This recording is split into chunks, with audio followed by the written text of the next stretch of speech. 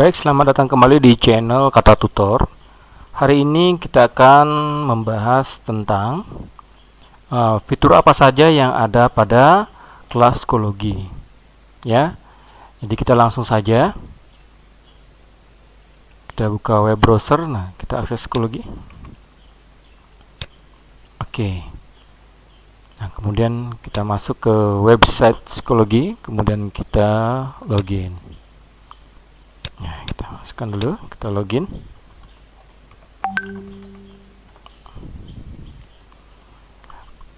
Oke, ini tampilan website dari psikologi.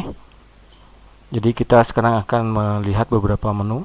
Yang pertama adalah profil. Di sini di kanan atas ada profil, kemudian settingan profilnya di sini, kemudian logout. Selanjutnya ada menu utama di sini. Ada courses, jadi untuk membuat kelas, kemudian ada grup, dan resource. Nanti kita gunakan untuk membuat bank soal di sini. Kemudian di tampilan awalnya untuk profilnya juga bisa kita amati di sini. Kemudian ini adalah aktivitas yang terbaru. Selanjutnya course dashboard. Di sini memberikan tampilan kelas apa saja yang sudah dibuat. Ya, kemarin kita sudah membahas pembuatan kelas di psikologi. Selanjutnya, fitur apa saja yang ada pada setiap kelas pada psikologi. Kita bisa contohkan yaitu dengan memilih kelas, bisa melalui course di sini, atau kita langsung saja pilih kelas. Oke, kita sudah masuk kelas, misalnya di sini adalah IPS 7A2. Nah, di sini kita melihat beberapa fitur, kita bisa amati di sebelah kiri bawah. Nah, ini beberapa fiturnya. Ya, yang akan kita bahas hari ini. Yang pertama, itu ada namanya material. Nah, material ini adalah fitur yang berfungsi untuk menambahkan atau mengatur materi ajar. Jadi nanti jika kita ingin menambahkan materi ajar, menambahkan kuis, menambahkan penugasan, itu bisa melalui fitur material. Nah, kita bisa amati di sini di add material, itu adalah membuat folder, membuat penugasan, kuis, penilaian yang lain, kemudian membuat diskusi, membuat halaman, dan masih banyak lagi yang lain. Nah, itu untuk material. Kemudian fitur kedua ada update. Oke, ini adalah fitur update yang berfungsi untuk memberikan informasi kepada siswa, ya, atau memberikan pengumuman, ya, atau announcement secara otomatis di kelas. Nah, jadi sini kalau ada informasi apa, misalnya menginformasikan bahwa akan ada penugasan, akan ada penilaian, nah, atau berikan forum diskusi, nah, bisa diberikan di sini. Jadi bisa langsung di post. Mungkin nanti bagaimana caranya memberikan informasi, nah, nanti kita akan bahas di video selanjutnya. Kemudian ada namanya gradebook. Nah, ini gradebook ini berfungsi sebagai fitur list nilai siswa yang telah mengerjakan kuis atau assignment atau penugasan yang misalnya guru berikan. Ya, secara otomatis nanti masuk ke sini. Jadi ini juga sebagai evaluasi nilai siswa yang kelihatan di sini seperti apa. Kita bisa merekapnya dari sini. Ya, dari gradebook. Kemudian ada namanya grade setup. Nah, ini grade setup ini merupakan fitur yang digunakan untuk memberikan kategori atau rubrik penilaian.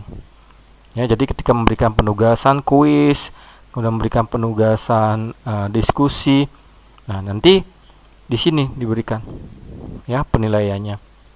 Jadi ada yang bersifat wajib ya diisi ya. Jadi ini untuk memudahkan nanti menilai secara otomatis. Jadi sistem akan bisa memeriksa secara otomatis semua penilaian yang diberikan ya oleh guru. Nanti ketika siswa menjawab nanti di sini diperiksa secara otomatis oleh sistemnya.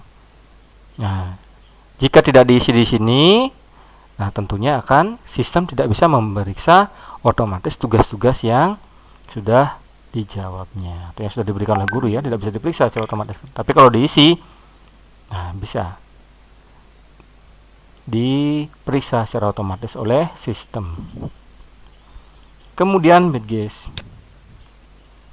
Badges ini berfungsi sebagai fitur yang memberikan penghargaan atau reward untuk siswa yang telah mencapai indikator tertentu.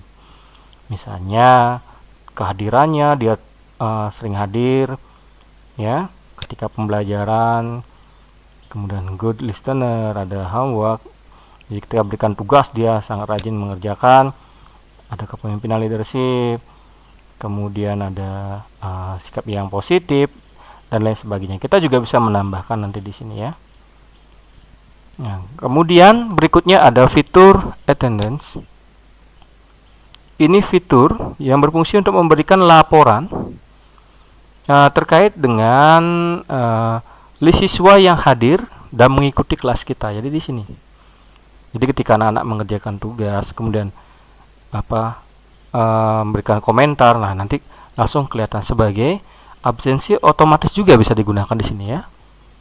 Atau kita juga bisa memberikan secara manual dengan cara mengklik. Mungkin nanti kita akan bahas bagaimana caranya memberikan absennya. Selanjutnya ada member. Jadi member ini adalah sebagai fitur yang memberikan informasi tentang anggota kelas. Jadi di sini ada adminnya juga, yaitu gurunya nanti, kemudian ada anggota kelasnya yaitu siswa di member. Kemudian ada akses code. Akses code ini sebagai kode akses untuk kelasnya. Jadi untuk kode akses kelas psikologi ini kita bisa amati pada akses code. Di akses code inilah kita bisa berikan atau kirim kepada siswa. Ya.